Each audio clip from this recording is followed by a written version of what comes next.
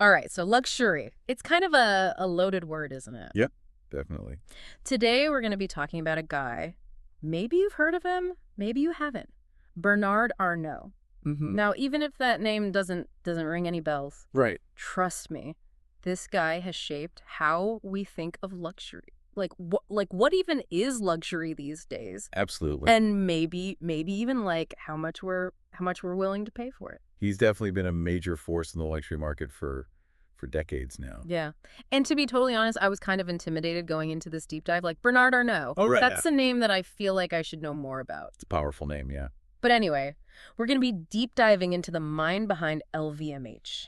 Louis Vuitton, Moët, Hennessy. Oh yeah. Don't worry if you don't know what that stands for yet. We'll get Yeah, into it. we'll definitely break it all down. You will break it down.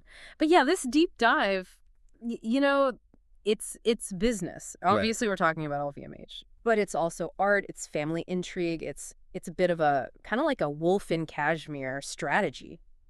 He's a very fascinating and complex figure. Yeah, so I was surprised to learn that Arnault actually like trained as an engineer. Like this is not, I don't know what I was expecting, but it was not that. It's not the typical path to the world of high fashion, that's for sure. Totally, totally. I was thinking like maybe he, I don't know, started as like a fashion designer or something. Yeah. But an engineer? No, but that background actually might have laid the groundwork for his methodical and very strategic approach to business. Yeah, like I guess if you're thinking like systems, like very practically, maybe that translates really well to the business world. Yeah, engineers are all about, systems and precision and seeing how all the pieces fit together. Hmm. And that's really how he built LVMH. So yeah, maybe more like an architect of luxury brands. I like that. Yeah, I like that too. So, okay, so let's get into his first big power move. This is 1984. He acquires this struggling textile group, Hmm. Boussac Sans Frères. Yeah. Not exactly like a household name.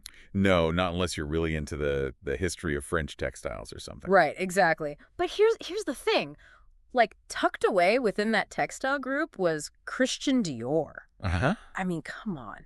Talk about a diamond in the rough. Yeah. So what made that such a genius move? Well, Dior was already a legend, even if the company itself was kind of in a slump at the time. Right.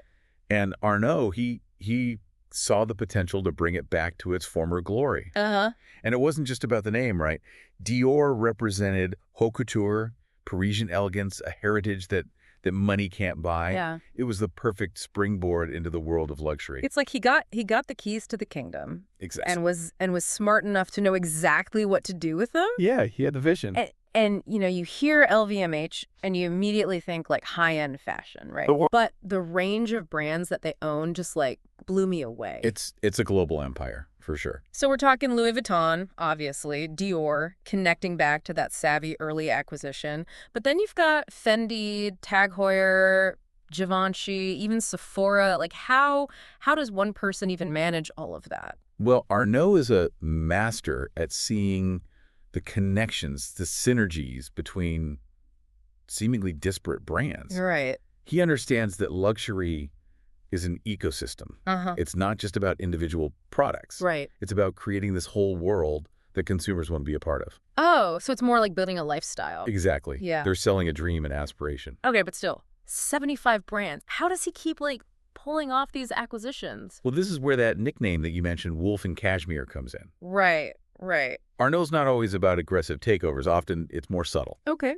He might start by making strategic investments, building relationships, slowly gaining influence within a company, and then, when the moment's right, bam, he makes his move. So it's a long game. All about patience and timing. Precisely. He's playing chess while everyone else is playing checkers. So speaking of strategy, there's another piece of the puzzle that I found super interesting. Okay. Family. Yeah. All 5 of Arnault's children are involved in LVMH in some way. That's right. Now, is this pure nepotism, or is there a bigger plan at play here? It's hard to say for sure. Family businesses are common, especially at this level of wealth and power. Yeah. But in Arnault's case, it feels like like more than just keeping it in the family. Right. Yeah. I mean, we're not talking about them just showing up for board meetings and collecting a paycheck, right? Yeah. Like, like my research showed that his daughter, Delphine, she's actually like a major force at Louis Vuitton. Yeah, she's the executive vice president, and she's been instrumental in shaping the brand's direction. Yeah. So this isn't just a symbolic presence. It's about continuity, about ensuring that the Arnault family maintains control over LVMH for the long haul. It's a dynasty. So it's like he's building a dynasty, not just a business. And speaking of dynasties, let's talk about Arnault's personal interests for a second. I was fascinated to learn that he's a classically trained pianist. Oh, wow. And a serious art collector. We're not talking your average weekend gallery hopper here. This is the real deal. Yeah. He owns pieces by Picasso, Warhol, Monet. Like, I mean, come on. Names that make art history buffs drool. Totally. And then there's the Fondation Louis Vuitton in Paris. Ah, yes. Like, this isn't just some corporate art collection tucked away in a high-rise. This is a stunning museum. Oh, it's incredible. Designed by Frank Gehry. Yeah. The building itself is a work of art. Seriously. Yeah. All glass sails and sweeping curves. It's become a real landmark in Paris, and it hosts some of the most important contemporary art exhibitions in the world. So it's not just about owning pretty pictures. It's about shaping the art world, too. I'm starting to see a pattern here. Well, Arnault is a visionary, and he understands the power of art and culture. Yeah. The Fondation Louis Vuitton elevates LVMH's image. It associates the brand with creativity, innovation, and high culture. It's a brilliant move. Okay, so we've talked about art, but we can't ignore like the elephant in the room, or maybe we should say like the very expensive elephant in the room. You're talking about Arnault's wealth, of course. Right. I mean, Yeah. for a while there, he was neck and neck with Elon Musk and Jeff Bezos for the title of richest person on the planet. Like it's enough to make your head spin. And it's important to remember that his wealth isn't just like sitting in a bank account somewhere. Right. It's tied to LVMH's stock performance. Right. So every time you see someone, sporting a new Louis Vuitton bag or popping a bottle of Moët, that's contributing to Arnault's fortune. So basically, his wealth is a bet on our continuing obsession with luxury goods. It's not that simple, of course. I mean, Yeah. LVMH is a massive and diversified company. But you're right, a significant portion of Arnault's wealth is directly linked to the success of those luxury brands. Okay. Which brings us to an interesting shift that we've seen in recent years, this push for sustainability. Yeah, there's been a lot of talk about eco-friendly packaging, reducing carbon emissions, sourcing materials ethically, like the whole 9 yards. Yeah. But is this genuine concern for the planet, or is this just like a savvy PR move? It's probably a bit of both, to be honest. Okay. There's no denying that consumer demand for sustainable products is growing, even in the luxury market. Mm-hmm. People want to feel good about their purchases, even if they're, dropping a small fortune on them. Yeah, for sure. And let's be real, LVMH can't afford to ignore that shift in consumer values. No. If they want to stay on top, they got to adapt. So from a purely business perspective, going green it makes sense. It does. But it's also worth noting that Arnault has spoken publicly about the responsibility of luxury brands to kind of lead the way in sustainable practices.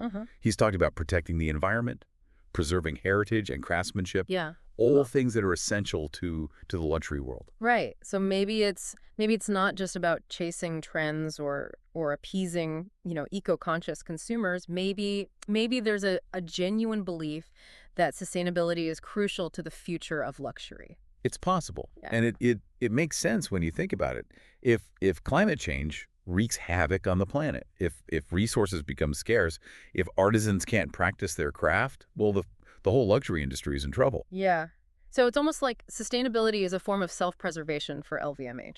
In a way, yes. They're protecting their own interests by protecting the planet, but there's also a real opportunity here. If LVMH can figure out how to make luxury goods more sustainable without compromising on quality or exclusivity, that could be a game changer. Yeah, it would certainly give them a competitive edge. But here's the thing that's been bugging me. isn't there a fundamental conflict between luxury and sustainability? Hmm. I mean, luxury is all about excess. Yeah. About having more than you need, about constantly buying new things. That's the million-dollar question, isn't it? Yeah. Can you really reconcile the insatiable desire for more with the need to consume less? Right.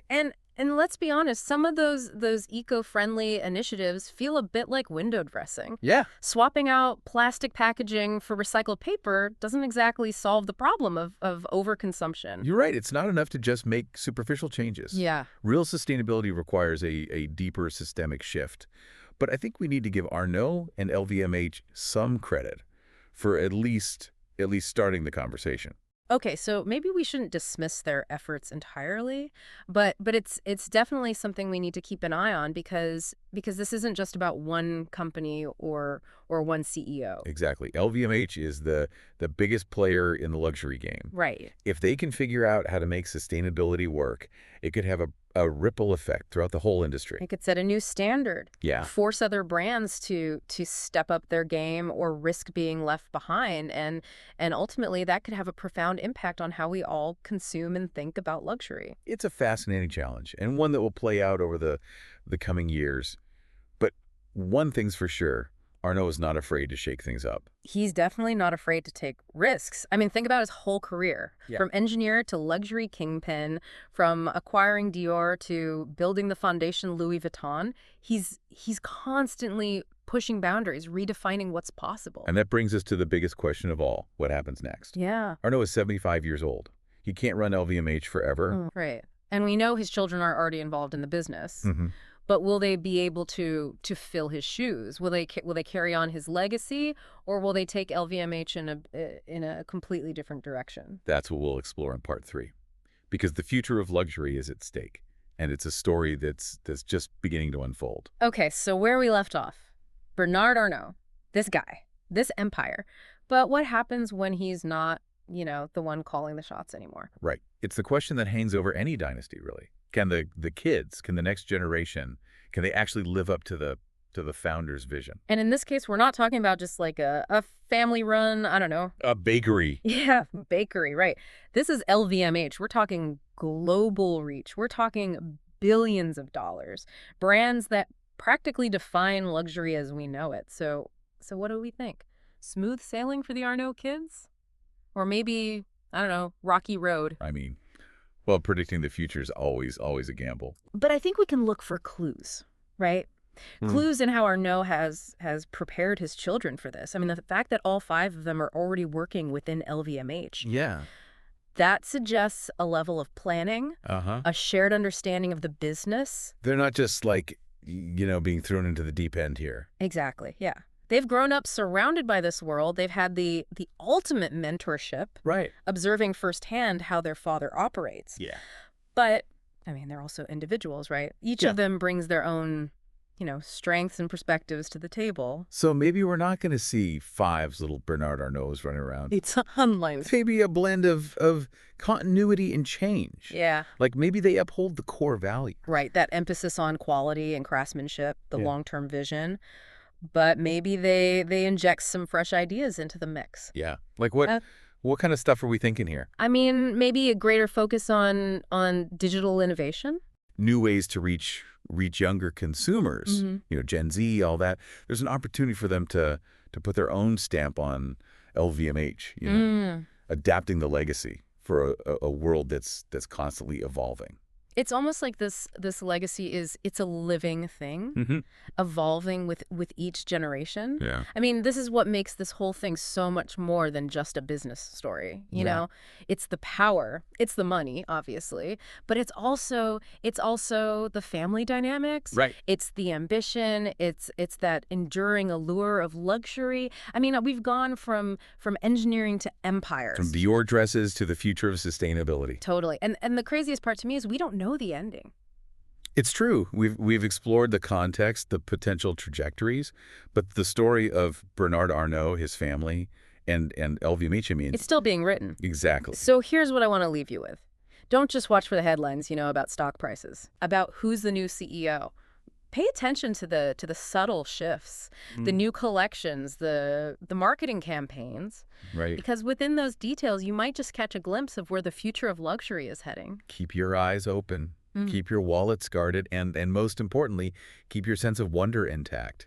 The world of luxury, it's full of surprises. Absolutely. And who knows, maybe you'll even spot the next wolf in cashmere on the prowl. Out there lurking. Thanks for joining us for this deep dive. Yeah, thanks for listening.